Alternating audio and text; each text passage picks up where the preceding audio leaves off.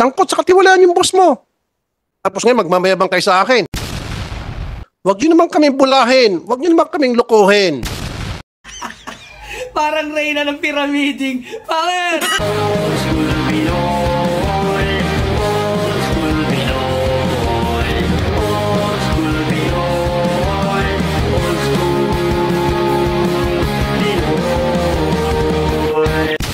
May balita ako na gawin nyo ng electronic, Lotto and then STL, wala ng kabo. We are not familiar with the news. That's why, mamayang 1 o'clock, nag-file ako ng resolution, ng bill, na hinaharangan ko yung pagiging electronic na ang Lotto at STL. Hindi ako papayag dahil marami mawawalan trabaho. Libo-libong mawawalan trabaho.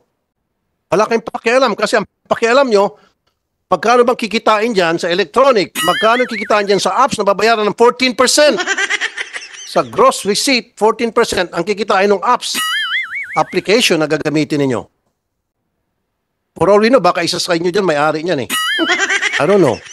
Wala kayong, alam nyo, kayo dyan sa PCSO, ang nagpapasahod sa inyo, mga pobre, why? Ang tumataya sa Lotto, mga mahihirap. Wala namang mga taga-Forbes Park na tumataya sa Lotto. Gets nyo? Lahat yan, mga mahihirap. Lahat ng tumataya sa STL, mahirap. Tumataya sa Lotto, mahirap. Nangangarap na kahit papaano makatsambak, manalo ng 1,000 o kung magkano man, may pandagdag sa kanilang mga pangailangan. Kaya kayo, ang gaganda ng mga damit nyo, ang nagpapasahod sa inyo, mga mahirap. And yet, itong mga mahirap, tatanggalan nyo ng hanap buhay. Itong mga kabo, ipipace out ninyo. Itong mga Lotto outlet, ipipace out ninyo. Ilan ba ang Lotto outlet? Ma'am? We don't have the data right now, sir. Alam nyo ba, pag naging electronic na, yung Lotto, yung tayaan, papipace out na yan, yung mga Lotto outlet. And we're talking about hundreds or even thousands, I think. At ilan ang mga empleyado niyan? Okay, let's proceed.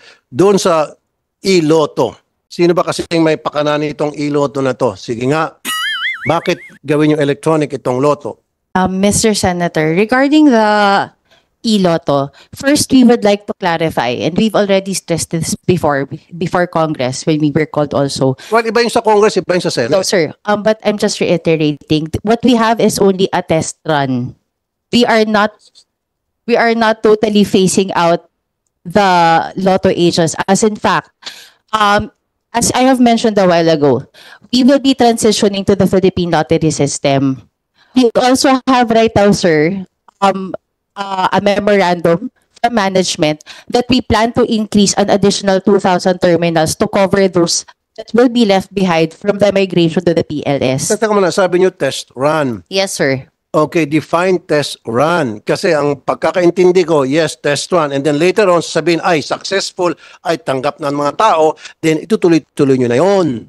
At magiging permanente na yon. Kasi nga, meron kayong kakontrata, itong kumpanya Pacific something, na kikita ng 14% gross receipt na mga taya. That's so big. Dati nga, 22% eh. Siguro, tinablang kayo ng hiya. Siguro na inabot kayo ng kahiyan dahil ang garapalan.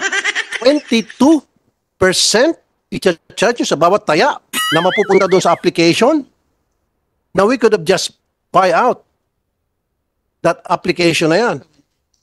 22 pero anyway, naging 14% na lang. Pero malaki pa rin yun.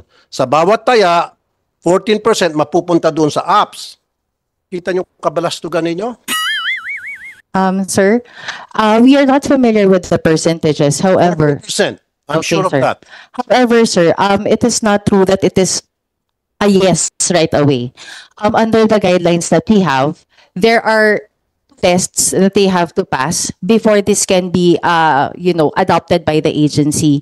Now, the reason, sir, why we are considering e-Lotto is because of the proliferation of illegal Lotto betting sites. I actually accessed one about 2 weeks ago. So these are electronic platforms, mobile applications rather, that claim to be accepting bets for Lotto. The payment that they make is through GCash. I mean, merong mga Illegal, sir. illegal betting stations sa Lotto? No, sir. What I am saying, sir, are illegal betting sites that are not affiliated with PCSO who get bets for Lotto. They get, And because of that, kaya kayo mag-open sir, e-Lotto sir, the agency, application? Your Honor, the agency is losing, I think, about 4 billion from these illegal betting sites. Okay, give me a list of that. Give me a record of that. We will be giving you, sir, the list of the illegal betting sites as well as the illegal mobile applications that No, you ang could alam get ko na bets. ang ginigirilya o nagkakaroon ng illegal patayaan, STL. No, pero sir. sa Lotto, no. There are also illegal. We will be giving you, sir, a list of all the websites, illegal Okay. websites, as well as the illegal mobile applications. Alam mo, Attorney Contacto, alam naman ng lahat, okay, kahit na bata, matanda, na merong Lotto betting stations. Yung sinasabi nyo, yan ay testing pa lamang. Eventually, magiging regular na yan, magiging permanente na yan. Huwag nyo naman kaming bulahin. Huwag nyo naman kaming lukuhin. Sir, just because that No, hindi platform pa alam will ba? be here. You're young and you cannot fool me. Kayo dyan sa PCSO. Eh, yung boss nyo nga dati may involved sa katiwalaan sa LRT. Tapos lulukuhin nyo kami. Alam mo ba yung boss mo, di ba? Nasangkot sa katiwalaan yan before. But anyway, you don't have to answer that because that's besides the point. Oh. Sangkot sa katiwalaan yung boss mo. Tapos ngayon, magmamayabang kayo sa akin.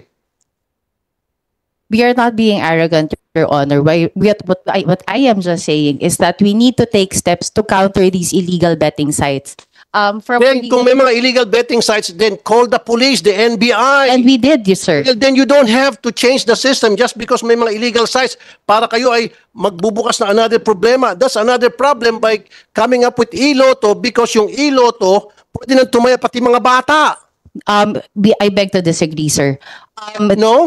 Yes, sir. Because under our guidelines, it is required that a KYC procedure will be undertaken strictly before any bettor can access our platform. So the KYC that our platform has would require a potential bettor to submit 2 valid government IDs and a face scanning system. Halatang bago ka, halatang bagito ka. Okay, KYC, know your client. Yes. Pwede naman mag-utos ng mga bata, ng driver nila, ng kasambahay nila. Pwedeng utusan ng bata ang nakatanda sa kanila. Ganon din yung ginawa ng isabong. May mga KYC din yung isabong. Pero, ano nangyari? Lahat tumataya. Nakataya. No. Yung sinasabi mo KYC, naintindihan kita. Pero makakataya pa rin mga bata. Sabi ko kanina, pwede naman utusan ng mga bata ang mas nakakatanda sa kanila. Pwede nilang utusan yung kanilang driver. Pwede nilang utusan yung kanilang gardener. Pwede nilang utusan yung parkada nila. Pwede nilang utusan yung magulang ng kanilang tropa. Your Honor, if